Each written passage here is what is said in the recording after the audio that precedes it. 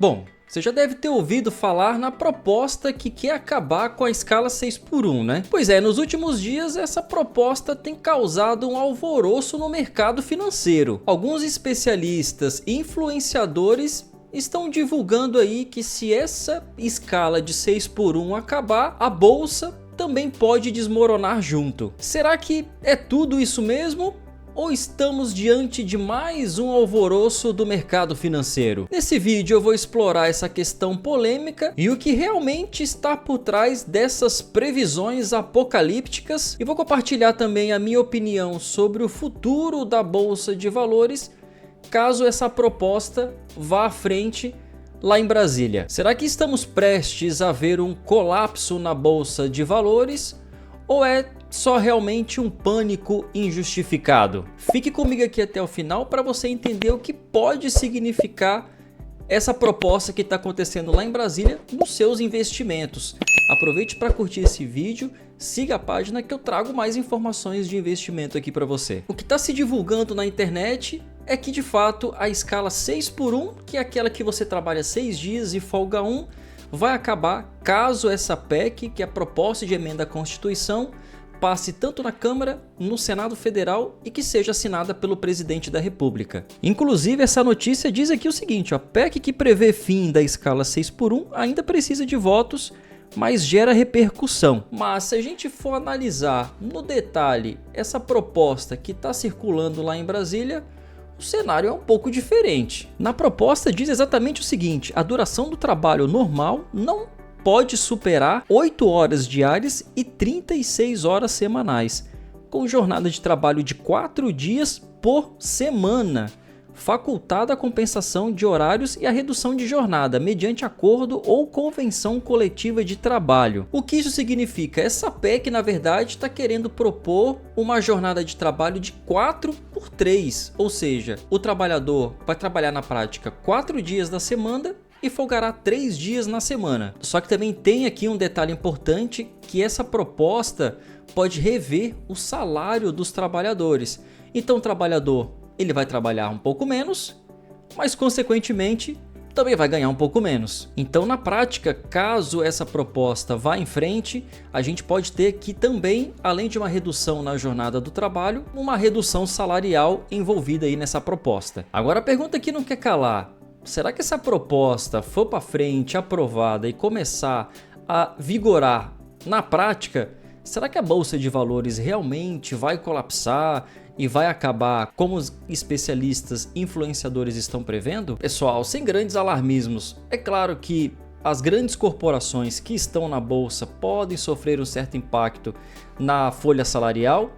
Pode acontecer, só que a gente tem que lembrar que as grandes empresas que estão na Bolsa de Valores, o maior impacto dos gastos e dos custos de grande parte dessas empresas não está nem na folha salarial. E tem outro detalhe bem importante: as grandes corporações hoje no Brasil têm grande e forte lobby lá em Brasília. Então, caso isso de fato seja aprovado, caso essa escala 6x1 que estão divulgando aí não exista mais, isso também terá influência, caso as grandes corporações queiram, nas votações dos deputados e dos senadores lá em Brasília. Porque é óbvio que essas empresas, esses grandes empresários que estão na Bolsa de Valores, têm acesso ali a lobbies, a influência nos deputados e também nos senadores, e eles também têm um grande poder de voto em cima desses parlamentares lá em Brasília. Então, caso de fato essa PEC vá para frente, terá a chancela e aprovação ou não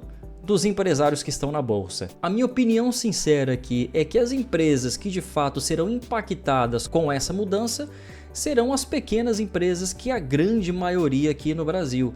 Essas empresas sim terão um impacto significativo tanto na questão salarial, mas o principal é que essas empresas acabam quebrando muito por conta de taxas e impostos que o governo coloca em cima desses pequenos empresários. O governo cobra impostos absurdos em cima de faturamento e não de lucro dessas empresas, o que é uma distorção completamente bizarra da legislação brasileira, e também o custo do trabalhador aqui no Brasil é exorbitante, é quase o dobro. Se um pequeno empresário tem que pagar R$2.000, R$2.500 para a contratação de um funcionário, ele tem que dar mais R$2.000, R$2.500 com impostos para o governo. Assim a conta não fecha, né? E eu aqui separei uma lista dos principais impostos que o empresário tem que pagar hoje para o governo para ele conseguir se sustentar. Separei algum deles aqui, então ICMS, PIS, CONFINS, ISS, IRPJ, CSLL, IOF, DIFAL, Inmetro, taxas da prefeitura, taxas para o estado. Além disso, o empresário também paga impostos referente à contratação de um trabalhador, como FGTS, INSS, folha de pagamento, vale alimentação, etc, etc. E esses impostos não são os que geram o maior custo para o grande empresário aqui no Brasil. Então, se essa PEC de fato for aprovada, os grandes empresários não terão enormes impactos, mas os pequenos empresários sim. Além dos impostos que o trabalhador tem que pagar para o governo, aqui no Brasil a gente vive uma constante insegurança jurídica. São mais de 400 mil normas tributárias, o que acaba tornando praticamente impossível do empresário entender quais são os impostos que ele tem que pagar, quais são os impostos que ele não tem que pagar. As grandes empresas precisam ter um departamento gigantesco jurídico para que elas se defendam de processos judiciais abertas contra o próprio Estado sobre as interpretações de qual imposto que o empresário vai ter que pagar ou não. Então, na minha visão, isso não passa de mais uma cortina de fumaça pelo fato do governo não estar conseguindo resolver os seus problemas internos, e o governo não quer resolver exatamente aquilo que precisa, que são os gastos, os custos do próprio governo, ou seja, eles não querem cortar na carne, não querem reduzir o seu custo e jogam essa cortina de fumaça colocando o trabalhador versus o empregador, principalmente o pequeno empregador, o pequeno empresário, só para tapar o real problema que o governo está enfrentando hoje. Ou seja, ou eles começam a trabalhar com questões populistas e que geram polêmica, ou eles não conseguem se reeleger daqui a 2 anos. Resumindo, o trabalho 6x1 realmente é algo ruim para o trabalhador? Na prática sim, eu mesmo já trabalhei na escala 6x1. Olá, Casa e Vídeo, tudo bem? E de fato isso é extremamente prejudicial para o trabalhador, não tem tempo para nada, você não tem um descanso suficiente ali, tanto mental quanto físico, e de fato a gente precisa rediscutir, mas de forma séria e honesta, esses problemas de escala exaustiva para o trabalhador, mas de forma sensata e honesta, e não como uma torcida fla-flu, como está acontecendo hoje nas redes sociais. Se o governo quisesse resolver na prática esse problema, poderia compensar retirando alguns impostos do empresário e compensando na redução da escala de jornada do trabalho para uma coisa equilibrar a outra. Mas o governo na prática não quer resolver esses problemas, não quer reduzir a quantidade de impostos que eles arrecadam hoje, quer só arrecadar mais, o governo batendo recorde atrás de recorde em impostos a cada ano, gastando cada vez mais e não está muito interessado em resolver esses problemas na prática. Então, governo federal, se o objetivo de vocês era fazer marketing em cima desse assunto, parabéns, vocês conseguiram, isso está gerando uma grande repercussão, só que na prática não se está se discutindo nada concreto e resolvendo nada.